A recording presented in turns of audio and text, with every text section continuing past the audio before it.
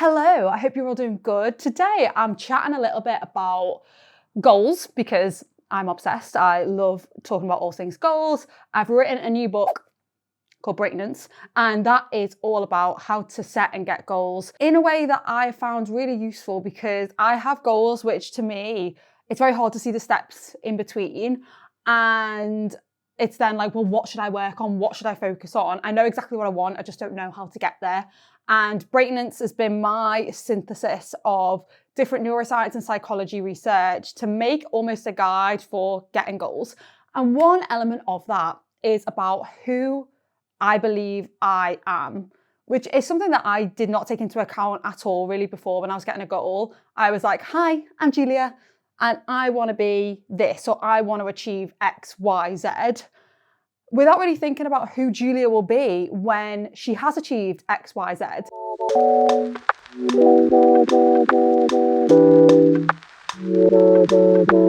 I can see that I am still me if I look back a year, 5 years, 10 years, like I'm still Julia, but I am changing as I go. Identity is a stable construct, but once I achieve something or get to a certain milestone or certain stage in my life, I will have different opinions. I will view myself in a different way. I will have pushed the boundaries of what I believe I'm capable of, because once I've achieved a goal, I know then I can do that thing, whatever it was.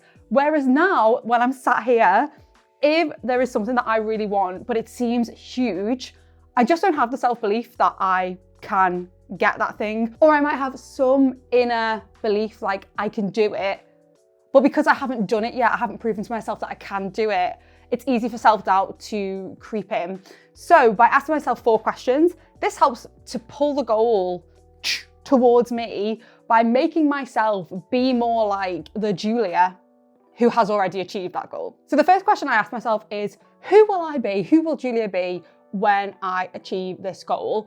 And this is something that I like to really sit down and have a good think about. If my goal is to write a book, which I've done, I have to really think, okay, what will Julia, post writing a book, who will she be? What does she believe she can do? Before I wrote a book, I did not think I could write a book. I didn't even think of myself as being a writer or an author.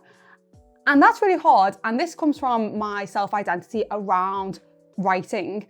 When I was in year 4, so that is when I was 8, 9 years old, I remember doing a spelling test at school, and it was my end of year spelling test. And in all my other subjects, I did really well. And in spelling, I got a level 2. And we went to parents' evening, and the teacher said to my mum, her spelling is just not very good, or her spelling just needs a lot of work, and it just seems to just be a real sticking point for her. And I remember walking home after that parents' evening, and my sister, who was a year below me, got a level or 2 above me in her spelling.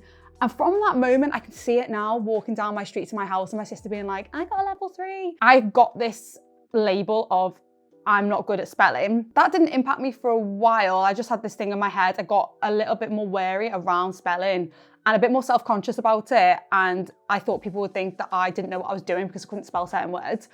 And then when I went to secondary school, we got put in sets for maths, English, etc. And I was put in set 2 for English, which is great. But when we went to parents' evening, and the teacher said to my mum, Julia would be in set 1 English, but the reason we cannot move her up is because of her spelling. So again, I was like, okay, the spelling thing is an issue. But then that just extended beyond just spelling. I then felt like I wasn't good at English because spelling is obviously so important. I got in my head that I'm not good at writing essays. I'm not good at explaining myself properly when I put pen to paper. And I'm also much better at short answer questions, maths, because at school I did do better in those subjects anyway. So it's almost like, oh, because I do well at maths, I'm not good at the other thing and I can't spell anyway. And that's created this whole identity around me not being a good writer. But then when I started writing my thesis, I just thought, Julia, this idea that you're not good at writing just has to go in the bin, because there's already so many obstacles when you're writing a thesis. There's so much to contend with already going on in your head. Just thinking that you're not a good writer is another barrier that you don't need. And so I started telling myself, okay, well, if I was a good writer, how would I act? If I was a good writer, what would I do? So I'll get to that in a bit. But just that element of telling myself that I was a writer and getting into that frame of mind was so useful, because as I started telling myself, I am a writer, and it felt a bit naff, it did start to change my behaviour, because who I think I am will influence how I act. If I keep telling myself I'm not a good writer, then every time I sat with my laptop trying to write, I just felt awful. But if I was saying I am a writer, it gave me a little sense of hope. So I like to now think of whatever my goal is and then answer these 5 statements, or just finish off these 5 sentences. I'm the type of person who, I never, I always, I try my best to, and I am. When I started to run, I did this as well because I am not the best runner in the world. I shouldn't say that, but you know, haven't ran. And if it was raining, I would just be like, I'm not going out for a run. But I knew I had to run over time to actually, you know, get anywhere with running, get into any sort of routine. So when it was pouring with rain and I was like, I need to go for a run today, but I just don't want to, I would just say, I am a runner. I am a runner. And it made me then question, okay, if I was a runner, would I go out in this rain? If Julia, who has ran a 10K race, if Julia, who's ran a half marathon, would she be deterred by the rain? No, she wouldn't, because she's a runner. So it starts to shift your actions. So the first thing I think of is, who will I be? I am that person. I am a writer. I am a runner. I am a producer. I am an academic. Fill in the end of that sentence. Hello, Julia in the edit room here, which is just my spare room. But I realised when I watched this video back, I just didn't even mention like a bit of inspo for this. So with this whole like using who you are in the future to help guide towards goals, I was massively inspired by the identity theory that's put forward in Atomic Habits by James Clear. And I really love that part of that book because it is something that hit me and I was like, wow, that really does resonate and has helped me with goal setting. In terms of the research around using identity in getting goals, the research currently in that area is still really focused on how do we define our identity by our actions. So things like, if you donate blood, it's been shown you're more likely to resonate with being a blood donor. And other actions that you do every day, like brushing your teeth, they're not as likely to form who you think you are.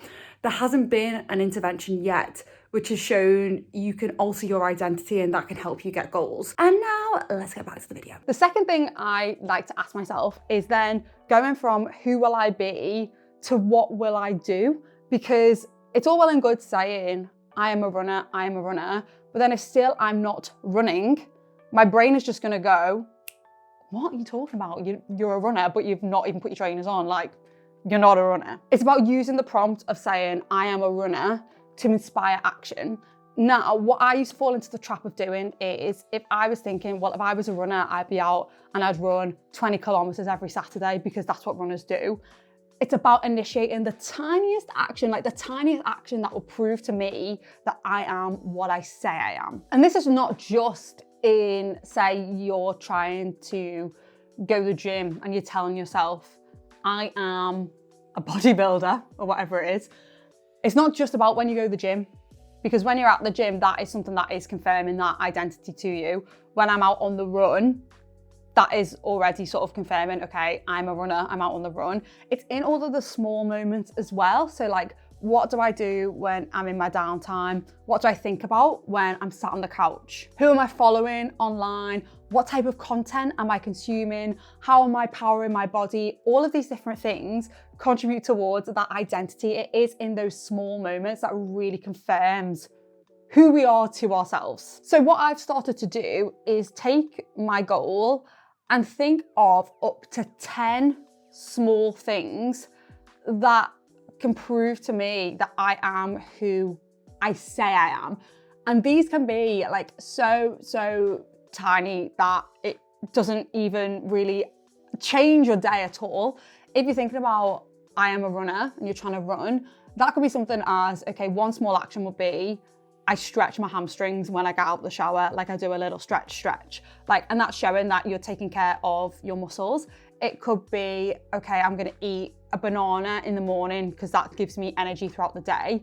And it's just about changing those things. Maybe before you were eating a chocolate bar, now you eat a banana. Like changing that is giving that all-encompassing view of who I believe I am. And this works for creative goals as well. So if I wanted to be a YouTuber on science sort of like content, then little actions for me could be, okay, online, I'm gonna follow science news outlets so I can see what interesting stories are coming up. I'm gonna film every week, so I'm gonna do a little bit of filming every week. I'm gonna do 10 minutes a day of script writing or just mind mapping some ideas. I like to think of Julia when she's achieved her goal and think, what are the tiny things that she does in her day now that has led her to achieve that goal? Like social media, don't spend as much time scrolling on your phone would definitely be one. So that's something I can do now. I can just not scroll on my phone as much, because Julia, when she's achieved her goal of writing a book, she will not be on her phone as much. So yeah, it's thinking about the tiny things and putting them into practice right now. And you can use the I am a runner, I am a writer as inspiration to do those small things. I am a writer. Put the phone down. The third question I ask myself is, who will I ask for advice? Because so often I ask the wrong people for advice in my life about what I should be doing. I love my family and friends a lot, but none of them have the same goals as me. And so if I'm asking them, oh, do you think I should post this YouTube? They're gonna come back to me with answers that maybe aren't that helpful because they're not doing that same thing. And also it actually might be detrimental because my family and friends ultimately want to protect me. So if I'm trying to push the boundaries of my comfort zone, which makes me feel a bit uneasy anyway, then if they see that I'm trying to step outside the norm, they also might be thinking, oh, we don't want her to get hurt. They also might come back with, okay, like, we don't think you should maybe do that. I don't know, like, it's not saying people aren't supportive, but in situations where you are trying to make a change, I think it's important to be asking people who have either already achieved that goal, who are in a similar mindset to you, or who have a quality that you think would be really useful in getting to wherever it is that you want to get to. And for me, this has come from not necessarily finding people in real life. I mean, that would be great, but I feel like with most goals, you do start out a little bit by yourself. And so for me, what I do is I have an internal, in my head, board of trustees. These are imaginary people. Well, they're actually real people, but I imagine them in my head when I have a problem or a question, and I ask them. Now, this internal board of trustees, they're busy people in real life. So on there, for running, I have Mo Farah. Mo Farah is a running legend, and whenever I don't want to go on a run or I'm second guessing it, I will ask Mo. So in my head, I will go, okay, should I go for this run today? And I think of Mo Farah. He would say to me, just go on the run. And I don't know if Mo Farah would say that in real life, but it's more an internal representation of this is a person who has achieved great things with this skill. So if it was raining, would he still go on a run? If he wasn't injured, if he wasn't really, really knackered, then yes, he would still go. So I have my internal board of trustees. I also have Beyonce on there because I just love Beyonce. I love her ethos. I love her work ethic. Like, she is inspirational. If ever I am doing some work and I feel like it's hard, or I don't want to start something because it's pushing me outside my comfort zone and I'm like, what's the point? I'll ask Beyonce. I'll say, Beyonce, do you think I should do this? And she will say, yes, you should. And the other person I like to ask again is future Julia. And future Julia, who's achieved this goal, I think, okay, when I've achieved this goal, what will the me who's achieved this goal say to me right now? And I'd say 9 times out of 10, future Julia says to me, current Julia, just keep going, just keep going. So think of who's inspired you, who's already achieved your goal, and have an internal construct of them. So when you're faced with a problem, or when you're not wanting to do something, turn it inwards. Ask yourself, ask these internal people, and you get the best advice in the world, because most of the time they just tell you to do it. So ask the right people, who do you want in the passenger seat of that car on the journey towards your goal? It's unlikely you're gonna want your Auntie Sue, who's never even heard of YouTube. Do you know what I mean? She's not gonna be the person you want at the front of that car. You want your Beyonce, you want your inspirational person. You want the person, you want you who's achieved that goal, who knows exactly what to do and where to go and how to get there. And the fourth thing I like to ask myself when I am thinking about who I'm going to be when I achieve a goal in order to pull that goal towards me is, what will I say to myself and to other people? Our language is so powerful, and I did not realise the influence words had over my action until I experienced some identity shifts in my life, and I realised, wow, the way I talk to myself or the way I tell others who I am massively influences what I do. When I start out with any goal, I do feel a bit unconfident because with anything new, I'm not going to be very skilled at it. And if I show that outwardly to people that I'm not confident, then it also makes me internally doubt what I'm doing. So just by changing the language in which I describe the goal, sometimes just to myself initially, like I don't openly share my goals with the people around me per se straight away because I'm still trying to figure it out, so I don't need any other opinions coming in. But just saying to myself, right, if I'm trying to start a new gym regime, I will say, I don't watch TV after 9 o'clock. I don't watch TV after 9 o'clock at night. And by me saying I don't, it massively helps me to like get to bed at the right time so I can wake up in the morning and go to the gym. I don't drink on weeknights. Again, helps me to not go out, get obliterated, and then miss the gym session the next day. Instead of saying, I can't go for a drink tonight. If I say at work, I can't go for a drink tonight, and people are going for a drink, they know that there's a way that they can prod me to go for that drink. I have no willpower in that respect. So my language acts as a bit of willpower for me. So it's about using firmer language. So instead of the word can't, you'd say don't. Instead of might, you'd say I am. Instead of I'll try, you say I'm committed to. I'll try to do that, I'm committed to doing that. It just changes the whole like feel around the action. And then the classic, like if there's a negative phrase, like I can't do this, because many of us will feel like that when you're trying to work towards anything, flip it and say, instead of I can't do this, say I will persist. It's not saying I can do it, I believe in myself, because your brain will just say like, that's bollocks, like you're just lying to yourself. But if you say I will persist, that is something that's in your control and something that you can do. Overall, who I believe I am has such a sway over how I act. And by me being able to think of Julia when she's achieved this goal, whatever that goal may be, and thinking about how she'll describe herself, the small little actions she'll do, the people she will ask for advice, and the way she will speak about herself and her skills around that goal, if I start doing those small things today, it is making it more likely that that goal will come to me quicker, because the way I'm acting, I'm more likely to achieve that goal. So yeah, that's my little video for today. I hope you enjoyed it. I hope it was helpful in some way. And if you like things about the brain, psychology, human behavior, why we do some of the strange things that we do, goal setting, productivity, then subscribe to the channel, because more videos like that will be coming your way. And yeah, I'll catch you in the next one. Bye.